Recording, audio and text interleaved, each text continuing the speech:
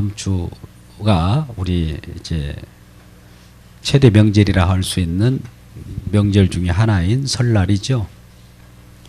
우리는 새롭게 1월 1일 양력 1월 1일 날 계획을 가지고 시행하다가 시행이 되지 않았을 때 이제 낙심하게 되죠. 그러나 또 한 번 계획을 세우십시오. 작심삼일이 여러 번 100번 하면 300일이 되죠. 그러면 1년을 다 성공할 수 있습니다. 물론 새해 복 많이 받으십시오라고 하는 그 인사가 불과 며칠 안 됐습니다만 또 그러한 날이 또 왔군요. 옆 분에게 새해 복 많이 받으십시오 인사합시다. 새해 복 많이 받으십시오. 네. 미리 인사는 하는 겁니다. 이제 우리 최대 명절이다 보면 이곳저곳 왕래하는 숫자가 많아질 것이고 도시와 농촌 간에 오가는 그 걸음마다 사고 안전에 주의하시기 바랍니다. 가족을 만날 때 여러 가지 우상을 숭배하는 자들은 그 음식을 먹으면서 또 배탈이 나지 않을까 걱정하는 분들도 있겠지만 오늘 말씀의 내용에 먹든지 마시든지 무엇을 하든지 이게 방점이 있습니다. 먹고 마시는 것이 중요한 것이 아니라 무엇을 하신 것이 중요한 것이 아니라 무엇을 위하여가 중요한 것이죠. 하나님의 영광을 위하여 하라. 오늘 본문 말씀 10장 31절에서는 그렇게 말씀합니다. 그렇다면 이제 우리가 설 명절에 어디 가족을 만나러 갈 때 혹시 예수를 믿지 못하여 우상을 숭배하고 조상신을 섬기면서 제사상에서 나오는 그 음식을 먹을 것인가 말 것인가 여러분 걱정이 되지 않습니까? 오늘 그 내용이 오늘 나와요. 자, 27절에 불신자 중 누가 너희를 청할 때 너희가 가고자 하거든 너희 앞에 차려놓는 것은 무엇이든지 양심을 위하여 묻지 말고 먹으라. 할렐루야. 예, 마음껏 드시기를 주의 이름으로 축복합니다. 그런데 그 음식이 우상 제물이냐 아니냐를 묻지 말고 그분이 우리를 대접하기에 그 대접하는 그 이웃의 성의를 무시하지 말고 먹되 먹을 자유가 있어요. 걱정하지 마십시오. 믿음으로 먹으면 됩니다. 예수 그리스도의 이름을 먹기를 주의 이름으로 축복합니다. 하나님의 말씀으로 깨끗게 하시기를 주의 이름으로 축복합니다. 우리 예수를 믿으면 믿음이 우리 가운데 있기 때문에 어떤 음식이라도 먹으면 주 예수 이름으로 깨끗함을 받고 먹는 그 믿음으로 살아가는 자들이에요. 그러나 믿음이 약한 자가 있어서 이것은 우상 제물입니다. 제사장에서 나온 음식입니다. 당신은 예수 믿지 않습니까?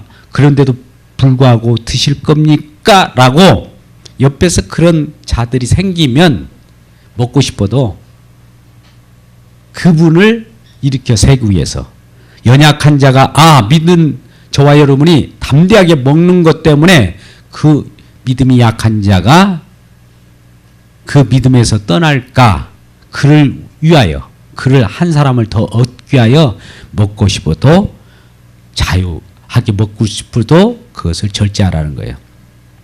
우리는 누릴 자유가 있습니다. 먹을 자유도 있어요.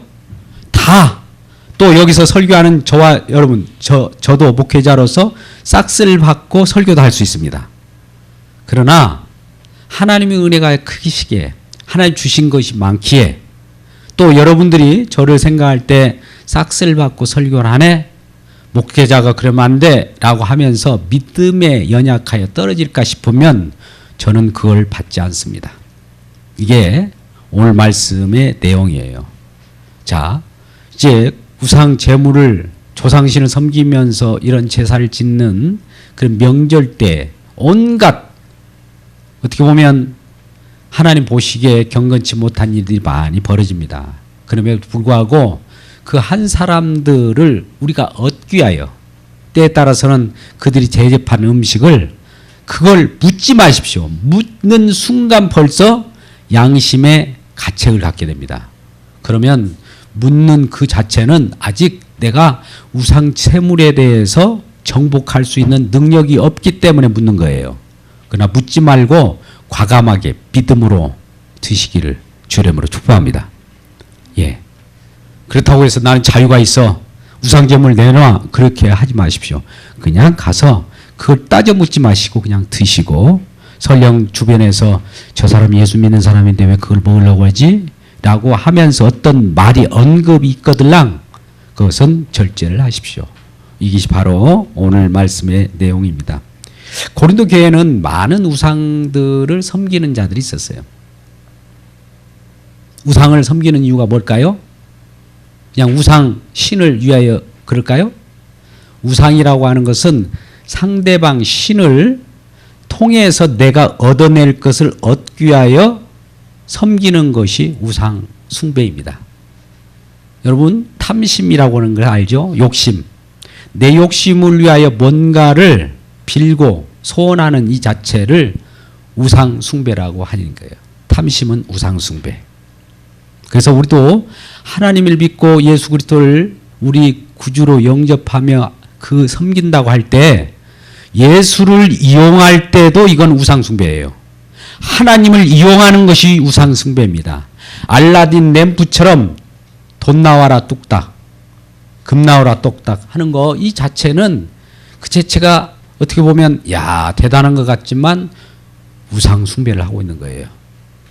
그래서 우리는 말씀 속에, 말씀 안에서 예수 그리스도를 찾고, 예수님이 우리에게 허락하신 모든 것들은 우리의 존재 목적이 무엇이며 우리가 실전적으로 왜 사냐고요? 라고 묻는다면 무엇을 위하여? 라고 하는 뚜렷한 답변을 해야 되는데, 그게 바로 하나님을 위하여, 하나님의 영광을 위하여, 하나님의 그 은혜를 위하여 우리가 살아가는 것이죠.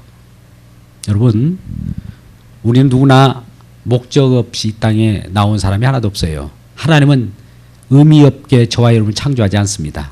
각자 다양한 여러 다양한 대로 기질과 또 여러 모양대로 지음 받은 대로 하나님의 영광을 위하여 쓰임 받게 만들었습니다. 그래서 다 소중해요. 그런데 그 소중한 것은 자기 자신을 위한 소중함이 아니라 하나님을 위하여 소중한 존재이지, 우리는 우리 자신을 위하여 소중하다고 하는데 그건 결과적으로 우상을 섬기는 자인 것이죠. 자기 자신이 우상인 거예요. 나에 대해서 누가 내 자존심을 건들면 그걸 봐주지 못하는 것은 내 자신이 우상 숭배를, 내 자신이 신이 되어서 그렇습니다. 그래서 오직 주께만 영광이 되게 되고 그 주님을 섬기는 가운데 그 은혜로 우리가 살아가는 거예요. 고린도전서 오늘 10장 15절 정도 보면, 15장 10절이죠. 그 예수 그리스도를 믿는 믿음 안에서 사도 바울은 다른 사람보다 어떤 일을 열심히 했어요. 그러나 이 모든 것이 내가 한 것이 아니라고 이렇게 부인을 합니다. 그러면서 오직 하나님의 은혜로다. 오직 하나님께 영광을 돌려버려요. 내 자신의 영광을 가로채지 않습니다. 오늘날도 어떤 일을 하면 큰 일을 수행하고 위대한 일을 많이 하십시오. 그러나 그것을 내가 했어. 예, 자기 자신이 신이 된 거예요. 그거. 우리 그리스도 예수 안에서 교회된 성도들은 그 오른손이 한 일을 왼손이 모르게, 왼손이 한 일을 오른손이 모르게 하는 겁니다. 아닙니다. 집사님, 성도님 내가 한 것이 아니에요. 아니, 성도님이 아까 나에게 공개했지 않습니까? 성도님은 우리를 이렇게 식당 봉사해서 밥을 맛있게 먹게 해 주시지 않습니까? 수고하셨습니다. 이렇게 할 때 내 실력이 어쩐데 그래요, 나를 알아주는구만, 이렇게 해서는 안 돼요. 내가 아니요. 우리 주님께서 하셨어요. 주님께서 나를 통하여 하셨단 말입니다. 우리들은 주님의 축복의 통로예요. 내가 열심히 일을 한다 할지라도 그 열심히 일할 수 있는 그 건강을 주신 분이 누구예요? 하나님이셔요. 내 스스로 건강을 만들어 갑니까? 아닙니다. 오늘날 많은 연약 환자들이 많습니다. 이 하나교회도 오늘 예배 가운데 나오지 못한 분들이 있어요. 난치병으로, 불치병으로, 또 지금 병원에서 수술 중인, ING에 지금 수술 중인 분도 계시고, 정신적으로 고통 속에서 낭만한 자들도 쉬고 계시는 분들도 있을 거고, 영적으로 유혹을 당해서 다른데 예를 들어서 이단에 이렇게 다니는 사람도 혹시 있을 수도 있어요. 다 병드는 거죠. 그러나 그분들이 연약하기에 그분들 붙잡고 계시는 우리 주님의 은혜를 간구하기 위하여 하나님의 예배 가운데 나온 것이지, 사람 몇몇 물론 즐겁게 형제 자매를 만나서 즐거울 수도 있어요. 교제 가운데 있기를 원합니다. 사귐 가운데 있기를 원합니다. 그러나 그것보다도 이런 관계 속에서 주님의 영광을 드높이기 위하여 저와 여러분이 뽑혀 나온다는 이 사실, 하나님의 큰 축복 중에서 큰 축복입니다. 그래서 오늘 무엇을 하든지라고 하는 이 사도 바울의 표현을 보십시오. 31절 말씀입니다만, 고린도전서 10장 31절, 그런즉 너희가 먹든지 마시든지 무엇을 하든지 다 하나님의 영광을 위하여 하라. 작년에 어떤 계기가 있어서 모임에 참석했었는데요. 어떤 기관장이 말하기를 건배, 축배를 제의하더라고요. 오늘날은 국제화 시대이기 때문에 우리가 이번에는 무엇을 위하여라고 할 때 잔을 들을 때 선창을 한다고 하는 거예요. 그래서 본인이 한번 국제화 시기이기 때문에 영어로 할까, 일본어로 할까? 이번에는 불어로 해봐야 되겠다 싶어서 불어로 하겠다는 거예요. 그래서 불어로 합니다. 다 같이 외칩시다. 자, 마셔불어! 이렇게 제안하는 거예요. 예, 불어로 이 무엇을 위하여 선창을 하는 그런 모습을 봤습니다. 그럼 우스갯소리도 있지만 그들도 나름대로 같은 모임 속에서 무엇을 위하여라고 하는 당위성이 있는 것이에요. 우리가 사는 목적, 왜 사냐고 묻거든 그냥 웃지어요? 예, 하나님의 영광을 위하여. 하나님, 우리에게 주시는 은혜가 있기 때문에 그 은혜에 보답하기 위하여, 은혜에, 그리고 이 세상이 보답한다는 것은 하나님 앞에 영광을 돌리는 것인데, 하나님의 자녀들이 이 세상에 많이 뿌려져 있다 이거죠. 하나님의 자녀를 위하여, 내가 이웃을 위하여 살펴보는 것도 하나님의 영광을 위하여 하는 것이죠. 그렇기 때문에 이웃을 위한다면 이웃이 나에게 우상 제물 혹은 여러 가지 공개하는 음식을 가져왔을 때 그것을 따지지도 묻지도 말고 그냥 마셔라는 거예요. 먹으라는 겁니다. 그 공개에 감사한 사랑의 마음으로 먹기를 주의 이름으로 축복합니다. 그래서 오늘 그런 취지에서 말씀이 앞뒤 맥락에서 이 말씀이 진행되고 있습니다. 여러분, 세상은 어떻든 우리 세상 사고방식은 크고 또 위대하고 높고 많은 것이 좋아요. 그러잖아요? 자본주의라고 하는 이데올로기 속에는 크고 많고 또 높고 위대한 것들을 즐겨합니다. 그래서 저와 여러분은 그것을 추구해요. 누구나 이 세상에 발붙이고 살아가는 사람 치고 그러한 것을 추구하지 않는 사람은 하나도 없어요. 그런데 이러한 세상의 가치관과는 달리 하나님의 가치관, 영의 나라, 하나님의 천국의 내용은 사뭇 이와는 다릅니다. 하나님의 방식은 정말 작은 것, 눈에 보이지 않는 것, 희미한 것으로 우리에게 나타납니다.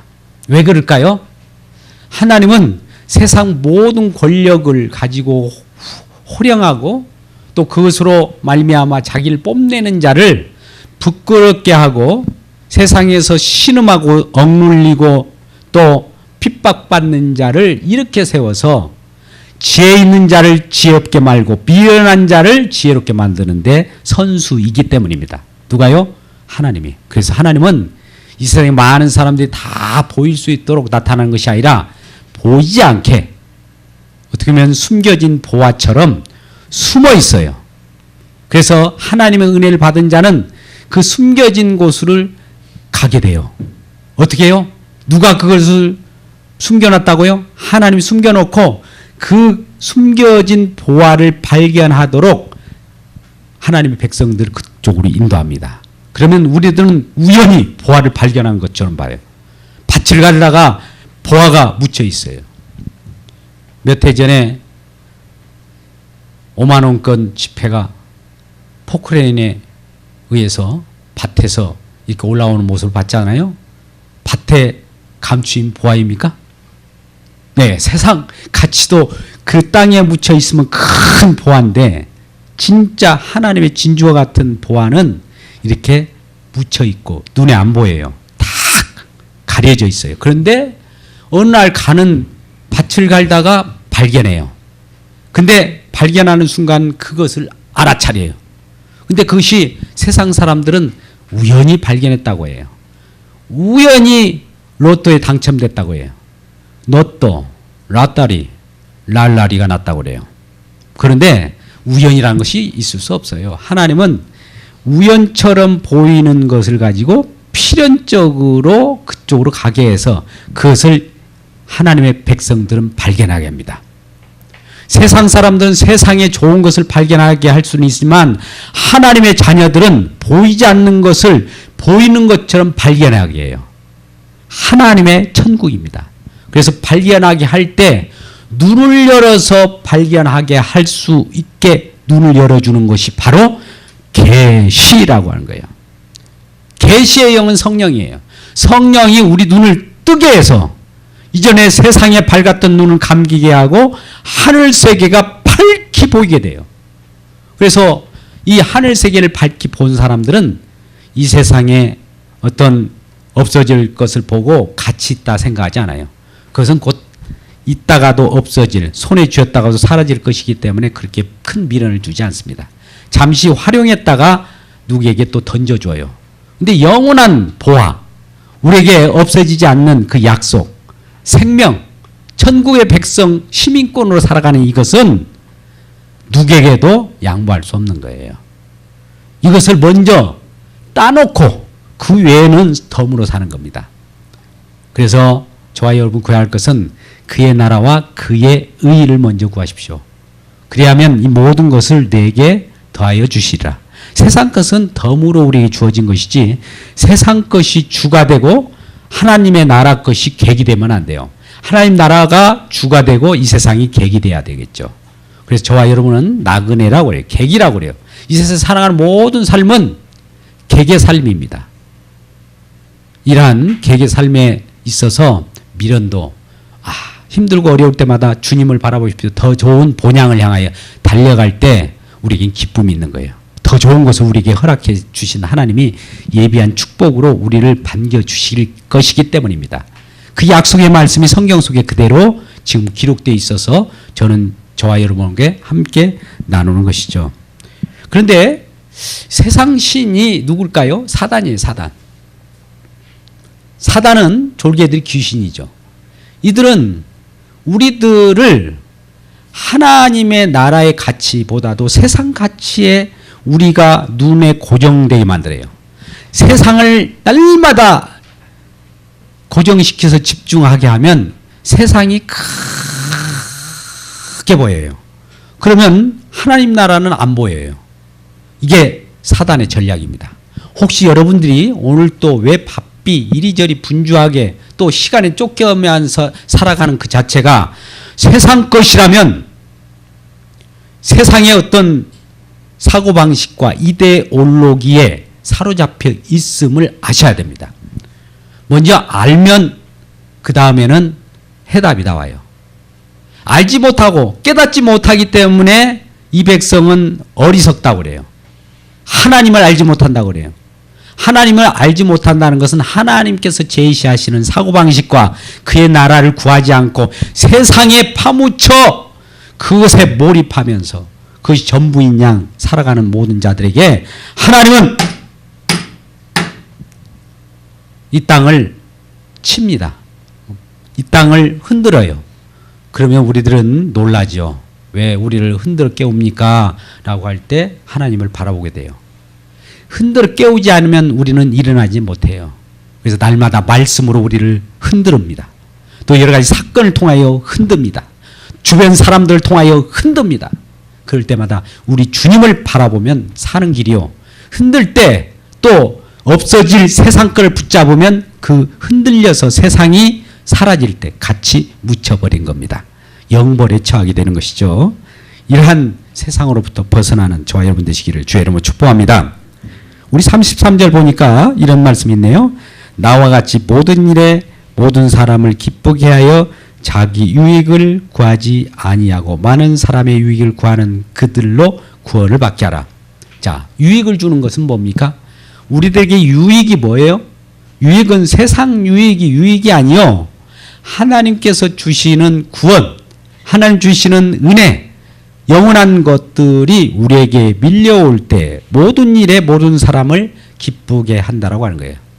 우리는 우리 가족 가운데도 잠시 잠깐 자녀나 또 가족들에도 여러 가지 음식으로 서로 즐겨 할 수 있어요.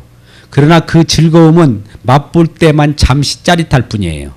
그런데 하나님께서는 이 하나님 나라는 먹고 마시는 것에 있을지 않고 그 나라의 영원한 것은 우리의 의와 평강과 희락이라고 했어요. 기쁨 자체예요. 물론 그 나라에 먹고 마시는 것이 없는 것이 아니고 그보다도 먹고 마시지 않아도 날마다 기쁨인 거예요. 평안이에요. 우리에게 안식입니다. 이러한 것을 경험할 때 잠시 짜릿한 그 말초신경으로 느끼는 것들은 값어치 없는 거예요. 세상 사람들이 왜 말초신경이 짜릿한 것을 쫓아간지 아세요? 육체의 정욕을 왜 쫓아간지 아세요? 그것은 아직 하나님을 경험하지 못했기 때문에 날마다 그런 걸 추구하는 거예요.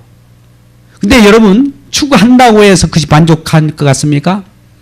예, 만족할 수 없어요. 해 아래는 새 것이 없어요. 계속 이것을 만족했다 하면 그것은 금방 진부한 것이 되어버려요. 금방 또 질려. 또 다른 걸 추구해요. 새로울 줄 알았는데 가보니까 똑같은 거예요. 또 다른 것을 추구해서 그것을 얻었다 하나 또 보니까 똑같은 것이라 이거예요. 반복의 반복입니다. 그래서 해 아래는 새 것이 없어요. 해 아래는 새 것이 없으되 하나님 만든 새로운 세계, 그것은 새로움 그 자체고 날마다 짜릿하며 날마다 기쁘며 날마다 희락하며 날마다 우리에게 평안을 주는 나라라는 거예요. 이러한 나라를 소망하지 하고 싶지 않습니까? 이러한 나라를 저와 여러분 소유하시기를 주님의 이름으로 축복합니다. 예, 오늘 말씀의 내용은 그래서 만약 누군가가 어떤 마음으로 우리에게 어떤 것을 제시했을 때 그 사람이 우리에게 유익을 주는 것이 육신적인 유익이냐 아니면 또 하나님의 나라의 것이냐라고 하는 것을 제시하게 될 겁니다. 근데 그들이 우리에게 제시하는 그것이 무엇을 먹든지 마시든지라고 할 때 무엇을 먹는 것 또 마시는 것이 중요한 것이 아니고 어떤 마음으로 우리에게 주느냐가 중요한 거예요. 여러분, 저는 이 많은 복지 선교를 통하여서도 복지 사회를 구현하려고 합니다. 근데 많은 세상 속에 있는 복지와 여기서 말하는 복지는 또 달라요. 예. 그 알맹이가 무엇냐를 따라, 그 마음이 무엇냐에 따라서 달라요.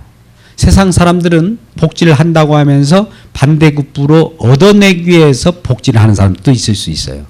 그런데 진정한 복지, 성경 속에서 나타나는 복지는 그 알맹이가 있는데 그 마음이 어떤 마음으로 하느냐에 따라서 달라지는 그 마음인데 바로 사랑입니다.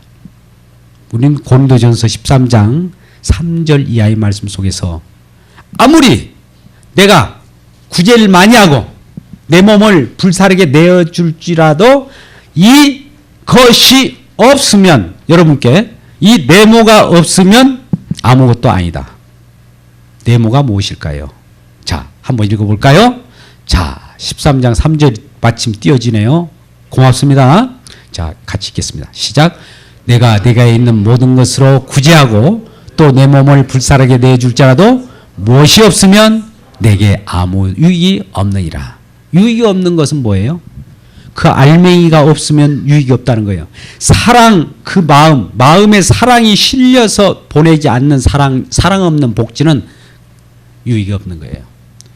그 복지를 하다가 큰 코 다칩니다. 사랑을 실어 보내는 것이 복지예요. 오늘날 물론 녹음되지만은 말씀을 드릴 수밖에 없네요. 물론 저도 학자로서 이러한 연구 활동을 하고 있지만 모 신학교 교수가 저한테 딴지를 걸어왔습니다. 복지하고 교회하고 구분하세요.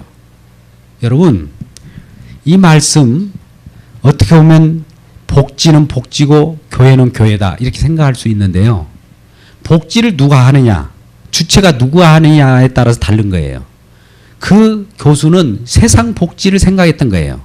제가 말하는 복지는 말씀 자체가 흘러 그 알맹이는 사랑을 전달하는 것을 복지로 봤던 겁니다. 그래서 사도행전 성령이 충만한 상태 속에서 사도행전 6장에 보면 많은 사도들과 제자들이 처음에 한 것이 뭔지 아세요? 구제한 거예요. 고아와 과부와 나그네에게 공개하고 구제하고 복지한 것부터 했어요. 그런데 복지하는 이 제차가 또 즐겁거든요. 그러니까 그 가운데 분쟁이 일어났어요. 왜? 우리는 왜 적게 줍니까? 왜 그쪽에는 많이 줍니까? 라고 하는 분쟁이 일어났습니다.